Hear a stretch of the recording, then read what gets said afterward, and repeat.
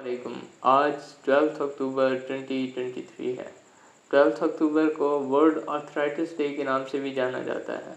आइए आज जानते हैं कि आर्थराइटिस होता क्या है। फर्स्ट ऑफ ऑल अगर हम बात करें आर्थराइटिस की, तो आर्थराइटिस इन्फ्लेमेशन ऑफ जॉइंट्स है, यानी कि जोड़ों में सोजिश। जोड़ वो चीज़ होती है जो दो हड्डियों को आपस में जोड़ती है, वो पॉइंट जो दो हड्डियों को आपस में जोड़ते हैं, जिसके अंदर हमारे कंधे, हमारे एल्बोज, हमारी नीज़ और इसके अलावा और भी सब जॉइंट्स आ जाते हैं। तो इन जॉइंट्स में इन्फ्लेमेशन होना, दर्द होना, इस चीज़ को आर्थराइटिस कहते हैं।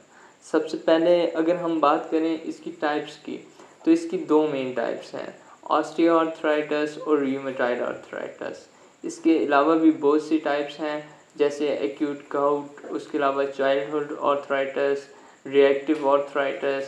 तो इसमें टाइप्स बहुत ज़्यादा हैं, लेकिन जो मेन टाइप्स हैं वो हमारे पास दो हैं, ऑस्टियोआर्थराइटिस और रूमेटॉइड आर्थराइटिस।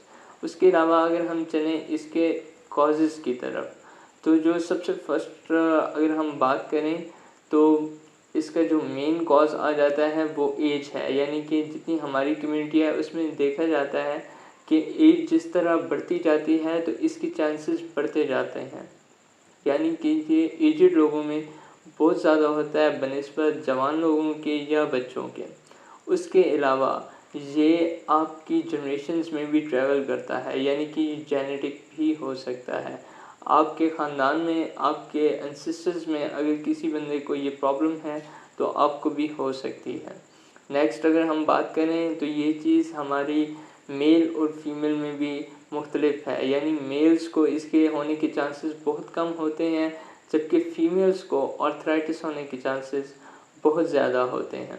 उसके अलावा अगर हम बात करें इम्यून सिस्टम की, तो उसका बहुत ज़्यादा इम्पैक्ट होता है। अगर कोई ऐसा आपकी बॉडी में इन्फेक्शन हो जाता है तो वो भी आर्थराइटिस काज कर सकता है, और बाज़ औक़ात इंसान का इम्यून सिस्टम डिस्टर्ब हो जाता है, वो अपने ही जॉइंट सेल्स को डिस्ट्रॉय करना स्टार्ट कर देता है, तो उसमें हमारे पास आर्थराइटिस हो जाता है। अगर हम बात करें सिम्टम्स की, तो सबसे प्राइमरी सिम्टम हमारे पास है पेन, यानी कि हमारे जोड़ों में बहुत शदीद किस्म का दर्द होता है। उसके अलावा हमारे जॉइंट्स स्टिफ हो जाते हैं, उनमें उतनी फ्लेक्सिबिलिटी नहीं रहती जितनी पहले होती है, जो जितनी नॉर्मल पर्सन में होती है। उससे फर्दर अगर हम देखें तो कुछ सिम्टम्स इस तरह के होते हैं कि हमारे जॉइंट्स का एरिया रेड हो जाता है, वहाँ पे रेडनेस हो जाती है और स्वेलिंग हो जाती है, तो वो भी आर्थराइटिस का ही सिम्टम है। उसके अलावा फीवर होता है।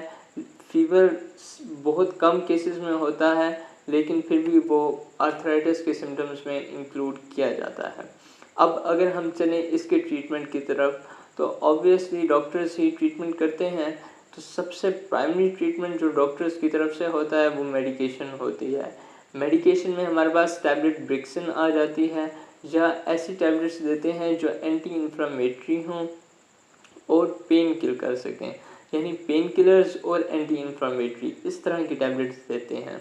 उसके अलावा अगर हम थोड़ा सा, यानी आर्थराइटिस आपका ज़्यादा हो गया है कि अब वो मेडिकेशन से क्योर होने वाला नहीं है, तो उसमें हम फिज़िकल सपोर्ट के लिए फिजियोथेरेपी की तरफ जाते हैं, यानी कि हम डॉक्टर ऑफ फिजियोथेरेपिस्ट से कंसल्ट करते हैं और उनसे फिज़िकल थेरेपीज़ लेते हैं, जिससे हमारे जॉइंट्स या फिर हमारी जो नॉर्मल लाइफ है उसकी तरफ हम वापस आ सकते हैं। उसके अलावा इन सम केसेस हमें सर्जरीज करवानी पड़ती हैं, जिसमें हमारे जॉइंट्स की डिसलोकेशन हो जाए या उनकी प्रॉपर फंक्शन डिस्टर्ब हो जाए, तो वो हम वापस लेके आ सकते हैं। आपको इस तरह का कोई भी मसला हो तो फ़ौरन अपने ऑर्थोपेडिक से कंसल्ट करें और इस चीज़ को सीरियस लें। Thank you so much for watching.